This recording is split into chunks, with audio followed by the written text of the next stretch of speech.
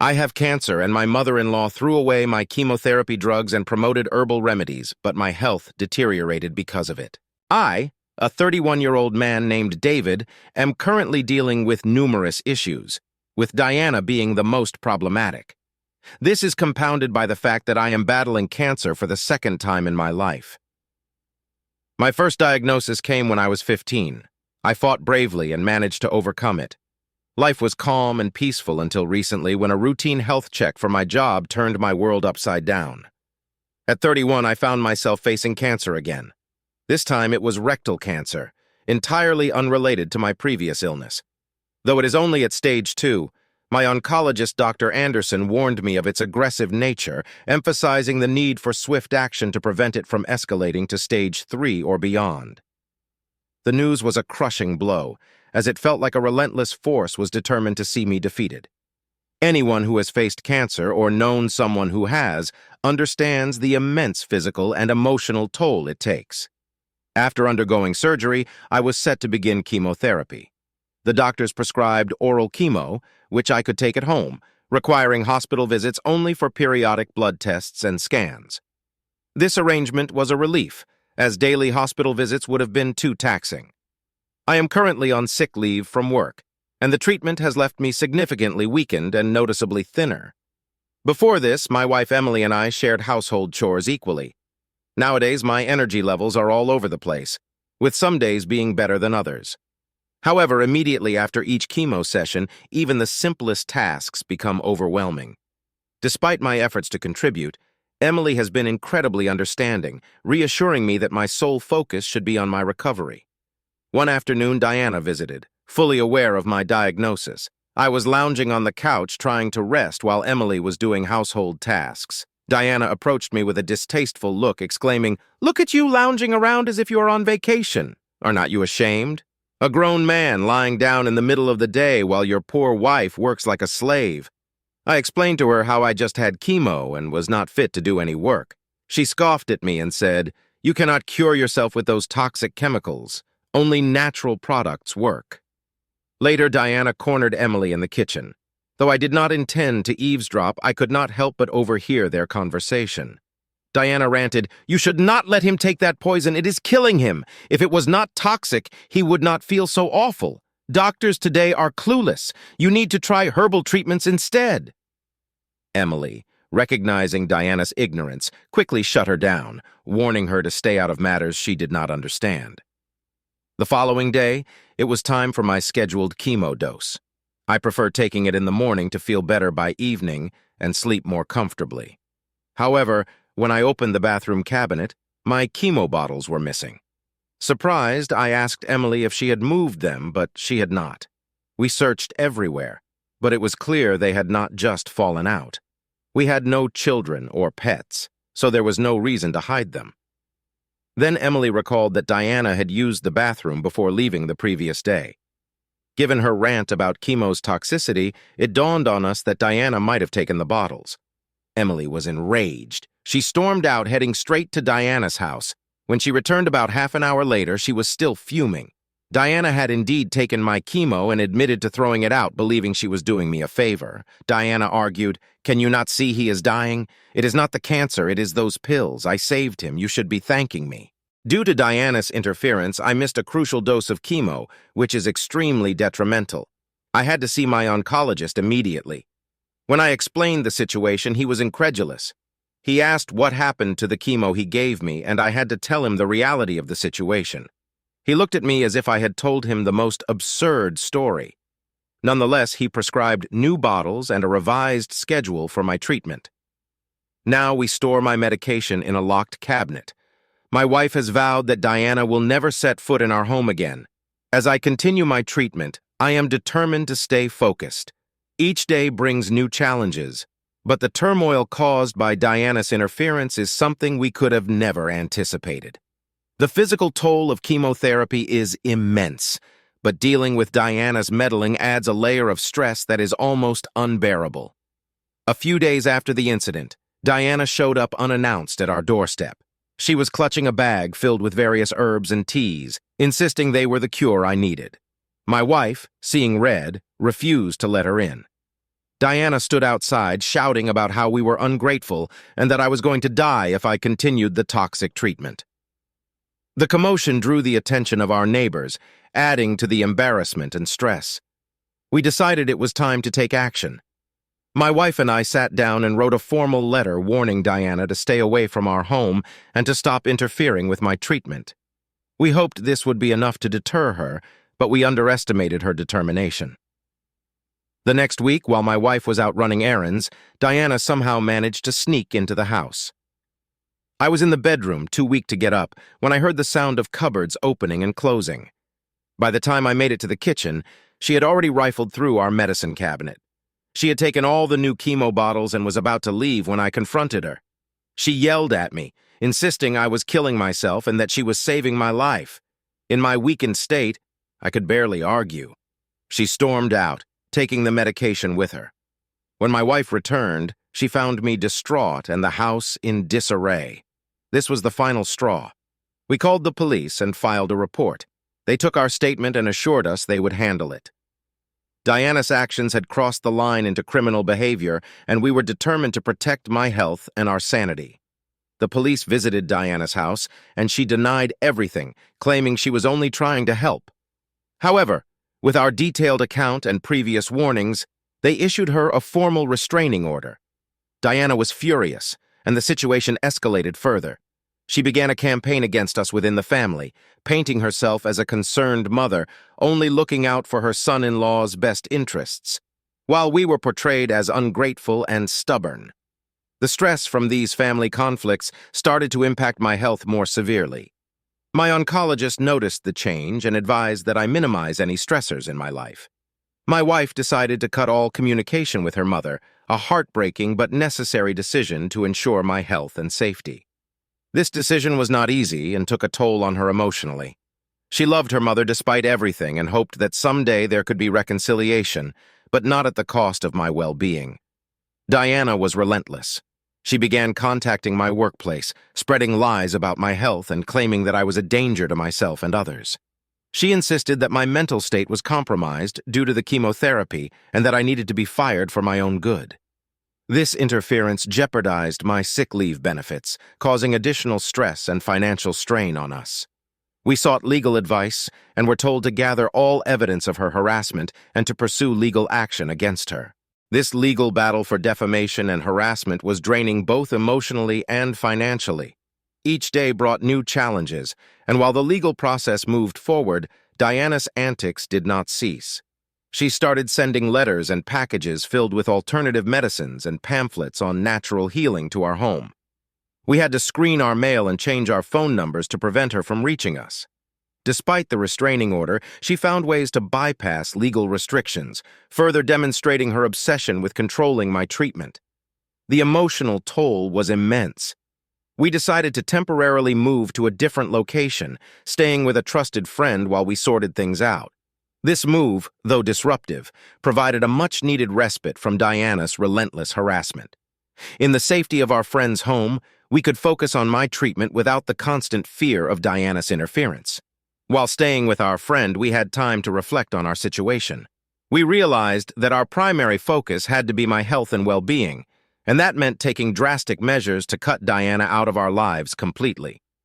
My wife decided to send a final clear message to her mother that any further interference would result in severe legal consequences. As we settled into our new temporary home, my health slowly began to improve. The stability and absence of constant stress made a noticeable difference. I could focus on my treatment, follow the doctor's orders meticulously, and even start to regain some strength. But the drama was far from over. Diana, determined as ever, somehow found out where we were staying. She began showing up at our friend's house, demanding to see us. Our friend, a no-nonsense type of person, threatened to call the police if she didn't leave. Diana's desperation was evident. She was losing control, and it was driving her to more erratic behavior. One day, as we were returning from a hospital visit, we found Diana waiting outside our friend's house. She was screaming obscenities, demanding that we listen to her.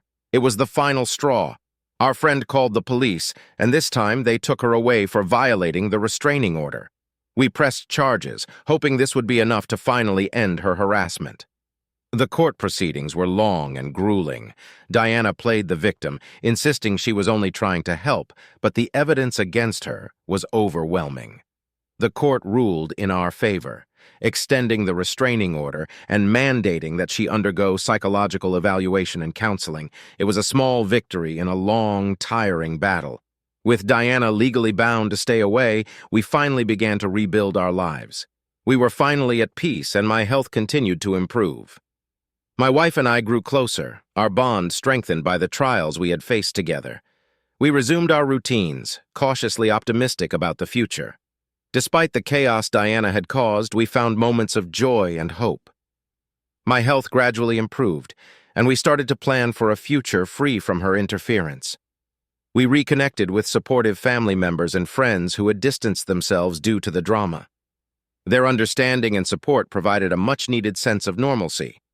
Just as we thought things were settling down, a new twist emerged.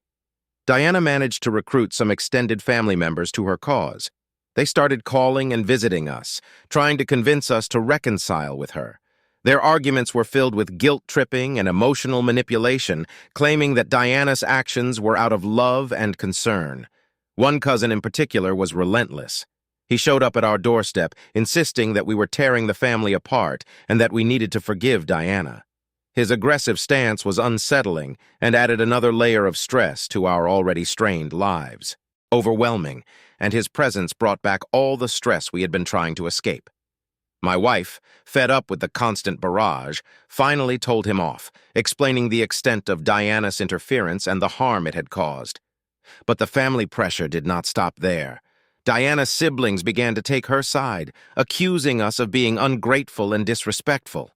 They started spreading rumors within the family, painting us as villains who had turned our backs on Diana in her time of need. The family gatherings we once looked forward to became sources of tension and conflict. We decided to take a more drastic step and move to a different city, seeking a fresh start away from the toxic family dynamics. The move was challenging, but it brought a sense of relief and a chance to rebuild our lives in peace. My health continued to improve in the new environment, free from the constant stress and interference. In our new city, we found a supportive community and began to establish new friendships. My wife found a job she loved, and I continued my treatment with a new medical team. The sense of normalcy and stability was a blessing, and we cherished the quiet moments together. However, the shadow of Diana's actions still lingered. We remained cautious, always on the lookout for any signs of her interference. Despite the distance, she continued to find ways to reach out, using social media and other family members to send messages. We ignored them, focusing on our healing and well-being. One day, we received a letter from Diana claiming she had changed and was seeking forgiveness. She wrote about her regrets and how she had undergone counseling to understand her actions. My wife and I were skeptical, given the history of manipulation and deceit. We discussed the possibility of reconciliation, but decided it was too soon to trust her words. As my health stabilized, I began to reflect on the journey we had been through. The battles with cancer and Diana's interference had tested us in ways we never imagined, but it also brought us closer, revealing the strength of our bond and our resilience. We learned to prioritize our well-being and to protect our peace, no matter the cost. The journey was far from over, but with each passing day, we moved further away from the chaos Diana had inflicted on our lives. My wife and I vowed to protect our peace and well-being, no matter the cost. We had faced incredible adversity and emerged stronger, ready to face whatever challenges lay ahead together. In the end, this experience reinforced our belief in the power of love and support. We continued to build a life filled with hope and joy, despite the shadows of the past. Our journey taught us the importance of setting boundaries and standing up for ourselves, even in the face of relentless opposition. Update 1. Several months passed, and my health continued to show improvement. The regular chemo sessions, though grueling, were starting to show positive results. The tumors were shrinking, and my energy levels were gradually returning. It felt like we were finally seeing the light at the end of a very long tunnel. Then one day, we received a call from the police. Diana had been arrested for trespassing and harassment. She had been caught sneaking into the hospital where I was receiving treatment, trying to access my medical records. The hospital staff, aware of our situation, had called the authorities. This was the final straw. We decided to press charges, hoping that this would finally put an end to her relentless interference. The court case was intense. Diana once again played the victim, insisting she was only trying to help. But this time, the evidence was overwhelming. The hospital staff testified about her attempts to access my records, and the police presented a history of her harassment. The judge was not sympathetic. Diana was found guilty of harassment and trespassing and was sentenced to community service and mandatory counseling. The restraining order was extended indefinitely. This legal victory was a significant relief. For the first time in months, we felt a sense of security. We could focus on my recovery without the constant fear of Diana's interference. My wife and I took this opportunity to strengthen our relationship, focusing on the positive aspects of our lives and planning for the future. However, the aftermath of the court case brought new challenges. Diana's actions had caused a rift in the family. Some family members who had previously supported us began to distance themselves, unable to reconcile the image of the loving mother with the reality of her actions. Others continued to support Diana, blaming us for the family's division. This new dynamic was difficult to navigate, but we remained steadfast in our decision to protect our peace. As my health continued to improve, we decided to take a long-awaited vacation. We traveled to a peaceful seaside town, far away from the memories of our recent struggles. The fresh air, the sound of the waves, and the serene environment provided a much-needed respite. We spent our days exploring the town, enjoying the local cuisine, and simply relaxing. It was a time of healing and rejuvenation, a reminder that life could be beautiful despite the challenges. Upon our return, we found that the distance had helped to mend some family relationships. A few relatives reached out, offering apologies and expressing their support.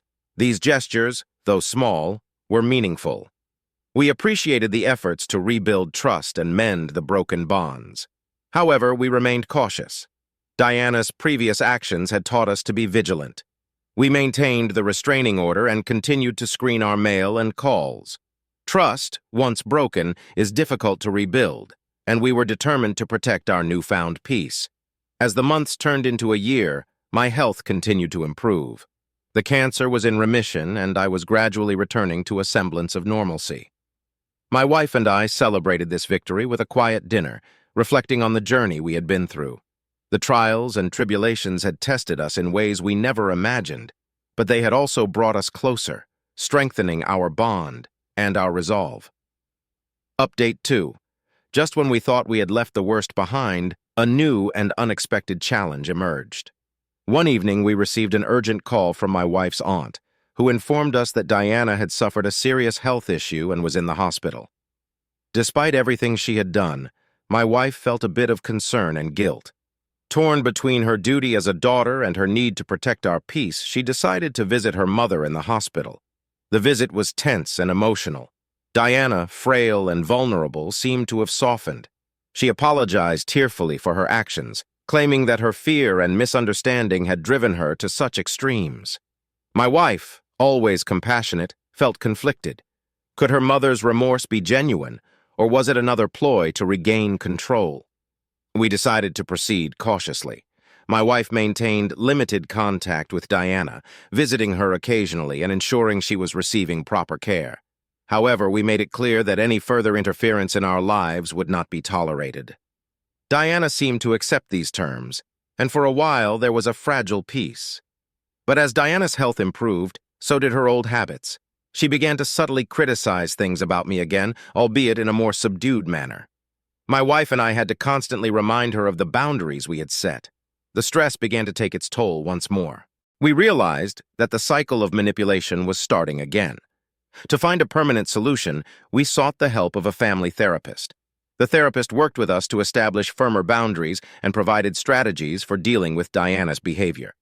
It was a challenging process, but it gave us the tools we needed to manage the situation more effectively. Despite these efforts, Diana's behavior continued to fluctuate. Some days she was contrite and cooperative. Other days she reverted to her old manipulative tactics. The unpredictability was exhausting, and we had to make a difficult decision.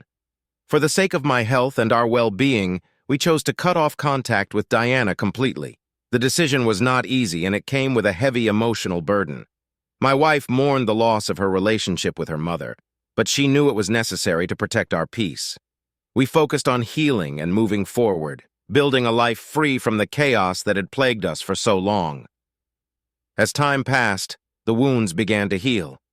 We found joy in the small moments, celebrating each milestone and cherishing our time together. My health continued to improve, and we embraced the future with hope and determination.